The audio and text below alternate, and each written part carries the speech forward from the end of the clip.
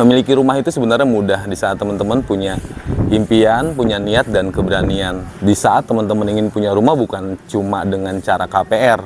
Nah, setelah terima kunci itu, apa aja sih yang teman-teman harus lakukan gitu kan di saat pasti habis-habisan, misalkan habis 100 juta gitu. Jadi baiknya ke pelunasan dibanding teman-teman jor-joran habis 100 juta, mungkin lebih bisa 200 juta, mendingan ke pelunasan aja.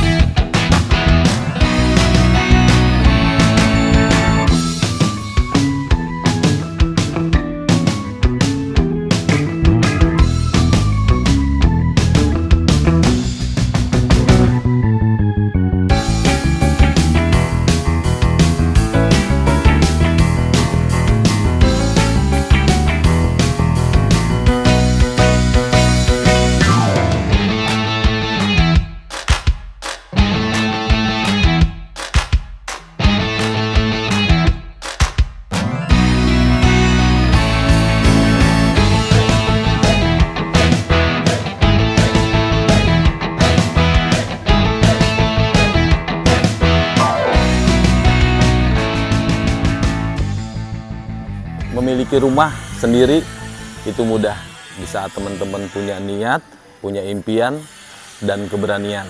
Jumpa lagi dengan gue Deddy Bedol.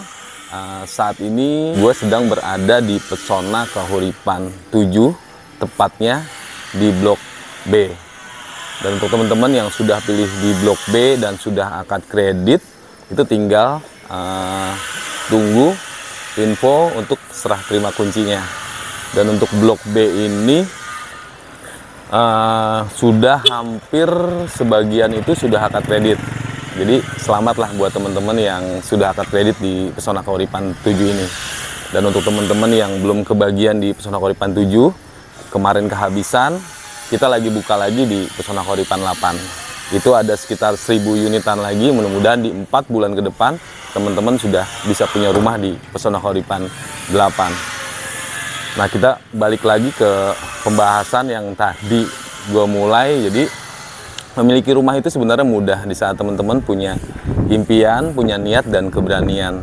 Punya impian, niat, nggak ada keberanian juga nggak akan bisa. Nah, di sini di saat teman-teman ingin punya rumah bukan cuma dengan cara KPR. Teman-teman beli cash juga bisa, ya kan? Kumpulin dari sekarang ataupun sudah ngumpulin dari beberapa tahun yang lalu. Kira-kira sudah terkumpul 200 juta ataupun 300 juta, ya tinggal cari rumah dengan harga 300 jutaan, kan seperti itu. Ada juga yang rumah waris, yang pernah gue bahas juga tentang rumah waris, tanah waris. Jadi di saat tanahnya udah ada, teman-teman tinggal kumpulkan untuk bahan materialnya. Tapi di saat teman-teman tidak ada uang banyak, terus tidak ada tanah waris juga di area Jakarta ini, teman-teman merantau ke Jakarta, kerja di Jakarta, sudah 5 tahun, 10 tahun, mungkin sudah 15 tahun, cuma tinggal di rumah sewa ataupun rumah kontrak. Nah, sayang banget.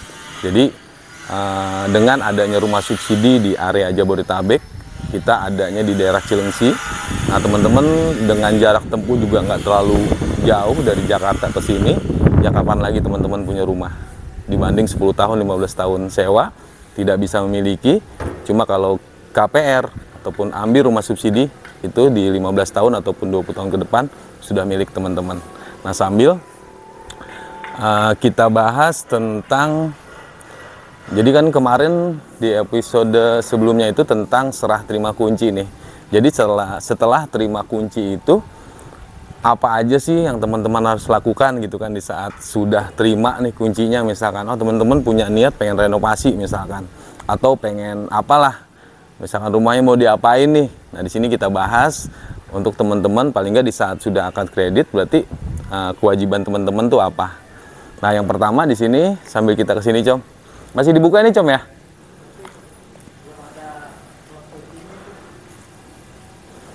Nah, di saat teman-teman sudah serah terima kunci, pasti terbayangkan untuk mungkin renovasi, ya kan, mau direnovasi mau seperti apa.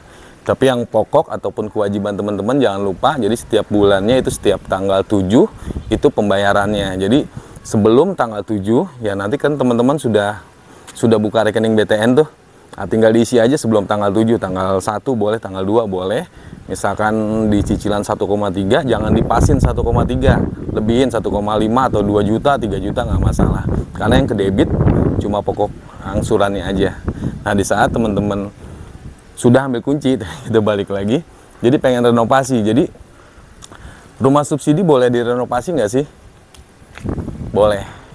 Cuma ada ketentuan-ketentuan di mana yang boleh, di mana yang enggak.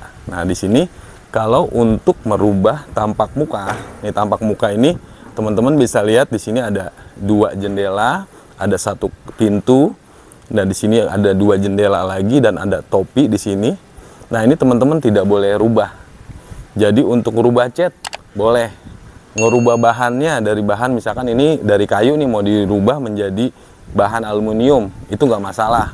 Terus pintunya teman-teman mau rubah juga pintu yang lebih bagus lagi, ini nggak masalah. Nah, mau diganti cat tadi gue bilang ganti bahan itu nggak masalah. Teman-teman pengen bikin pagar misalkan, nah bikin pagar di sini itu nggak masalah. Bikin kanopi nggak masalah.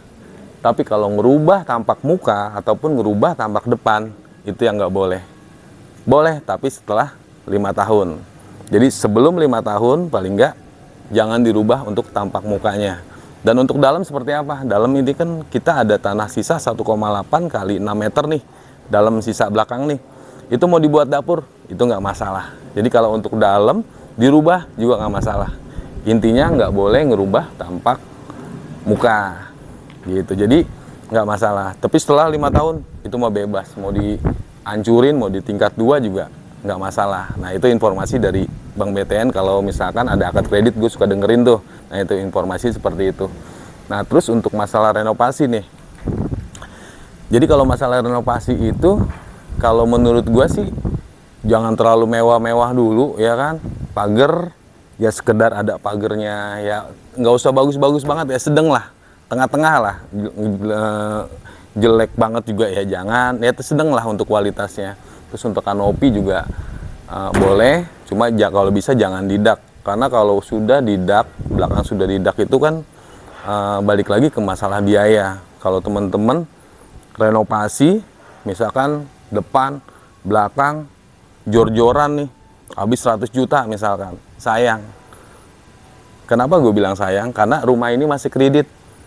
Gitu, rumah ini masih kredit, dan mungkin teman-teman saat ini masih sehat, masih kerja, ya kan, renovasi habis-habisan, misalkan habis 100 juta, baiknya ke pelunasan kalau menurut gua, gitu. Jadi baiknya ke pelunasan dibanding teman-teman jor-joran habis 100 juta, mungkin lebih, bisa 200 juta, mendingan ke pelunasan aja. Nah, jadi kita kan nggak tahu di 2 tahun, 3 tahun ke depan ataupun 10 tahun ke depan, ya mungkin kita udah nggak kerja lagi, gitu kan. Kita udah nggak kerja lagi, dan kita udah nggak bisa bayar rumah lagi. Sedangkan rumah sudah direnov full, renov habis-habisan nih. Mau dijual nih, mau di take over misalkan. Kalau sudah 5 tahun itu kan katanya sih boleh. Nah, setelah 5 tahun misalkan di take over, itu cicilannya misalkan masih 10 tahun. Ancurannya cuma 1,3, cuma dijualnya 300 juta misalkan. Ya, susah lah lakunya. Jadi kalau bisa mah renovasi itu nggak terlalu jor-joran.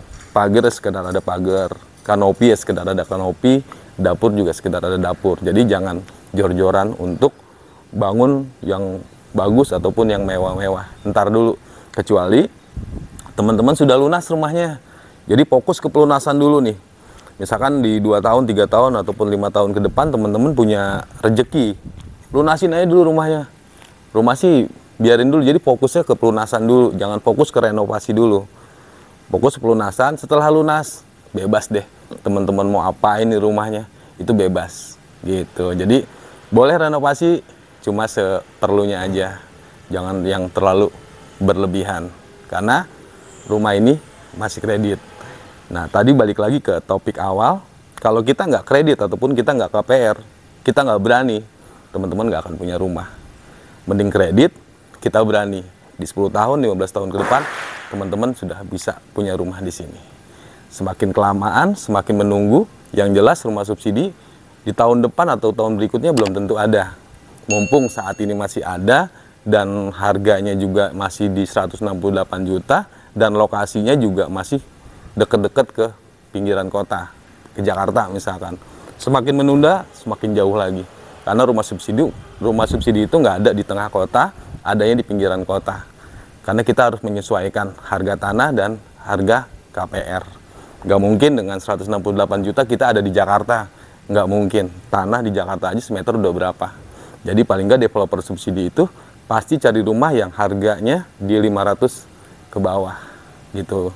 Jadi teman-teman dari harga segitu, teman-teman dapat sertifikat, dapat rumahnya, dapat sarana, prasarana, semuanya, IMB-nya, PBB-nya. Gimana caranya 168 juta itu bisa semuanya tuh didapetin. Jadi nggak mungkin ada di Jakarta rumah subsidi, tanahnya udah mahal gitu teman-teman. Nah, untuk teman-teman yang masih penasaran, yang pengen punya rumah dengan cara seperti apa, yang jelas rumah itu perlu. Selama kita hidup di dunia ini, kita harus punya rumah untuk keluarga kita. Mungkin itu aja informasi dari gue, Deddy Bedol. Salam dari Pesona Koripan, salam dari Bang Komar. Assalamualaikum warahmatullahi wabarakatuh. Gue tunggu di Pesona Koripan 8. Kita ada 1000 unit di sana. Jangan lupa pasportnya, ketemu dengan Deddy Bedol.